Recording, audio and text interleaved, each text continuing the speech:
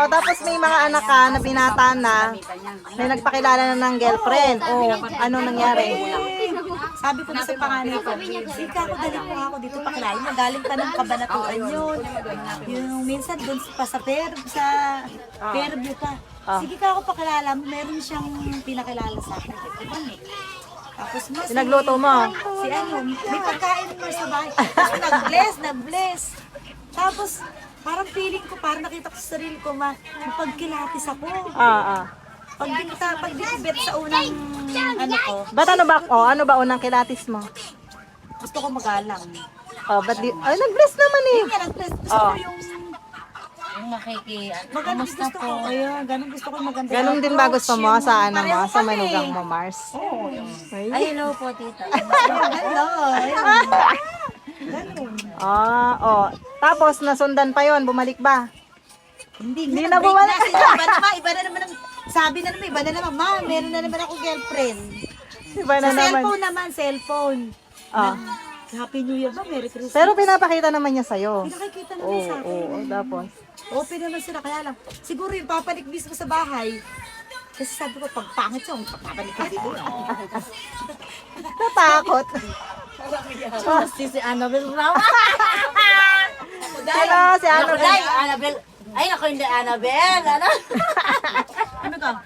Pag pangit ka, kung papanik ka dito. Kahit si Ruby. Oo, paano kung mayaman? Hindi. May dala sa mami, channel o channel. Channel 2. LB. Meron ba ako sa inyo, titang Briganong LB? Tingnan mo. Tingnan mo. Anay mo ganun, Annabel. Annabel. Wala akong magagawa pagka gusto pala nila. Oo. Oo, kahit na. Pero ikaw kasi maano ka, makilatis, Oo, kinikilatis ganun lang ako mo. maano lang. Pero, Wala kang magagawa Kung pagka gusto sila. nila, bego. Oo. Eh, sakit pa naman yan yung Miss Med. Yung tititigan mo lang ulo pa sa Miss Med. Sakit na yun eh. tama ka. Si Annabel talaga. Ngayon, walang girlfriend na pinakilala sa'yo ngayon. Wala daw siyang girlfriend, kaya ngayon Mars nandiyan, nag-stay sa akin ngayon.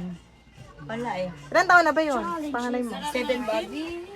Kasing edad ni Jorel Mars. 17 Si Jorel Pa 17. 17 na din. Pa 17 sa Kaya nga, pa 17 na yun eh. Ngayon 2020. Eh, 18 na yung anak ko sa August. Oo. Ano naman pakiramdam ng may jowa na yung ano mo?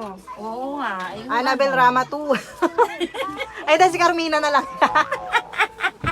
Ang Carmina. Maputi yan si Carmina. Si Jelly, dibilin lang ako. Sige, si Jelly na lang. Si Jelly. Ano? Paano ba si Jelly maging ay biyanan? Mabait naman. Mabait naman siya. Kaya mabait din ako sa kanya. Pero kung maldita siya, mas maldita. Ay, Mars, pag pumupunta dyan, may dalang cake. Ano yun? Oo, may mga pasalubong yun. Kinakain mo. Pinagluluto mo ba? Oo, pagka pinagluluto ko silang merienda. Ay, wow, napakabait namang mother-in-law. Daniela Mondragon ba? Kanya pag walang pasalubong, uwi siya sa kanila. Bakit? Yung anak mo ba nagdadala ng pasalubong sa kanila? Nagdadala din. Wow, napakabait. Kaya laging may may nakaipit na pera. Kaya hindi mo pwede walang budget, ano. Di ba na nga, Annabel? Oo, naku. Naka-smith agad, Mars. Pero hindi mo ipagluluto, Mars Roda. Hindi pa, Mars, nung alam ko na pupunta, mama, nagsabi mo na sa akin, meron daw siyang dadalhin na girlfriend. O, syempre, Tinagal-tagal mo, hindi mo nakita. naka-prepare na yun, Mars. Baka naman binili mo lang. Kasama na siya sa daya. Niluto. Kasi nga alam niya Ulam, pupunta. ganun din siya magla-lunch. Tapos sila bumalik. Hindi na bumalik. Nag-break. Pala. Nag-break na. Iba na naman. Ay, manang-mana talaga sa mami. Meron na naman na ano. Baala siya sa cellphone. Chick Chick boy. boy, manang-mana kay Eh di ba si kasi mami nga- habulin ng boys. Yung habili ng boys. Kala niya, baala siya pag nadapa siya sa bungoy. Di ba guys? Di ba guys?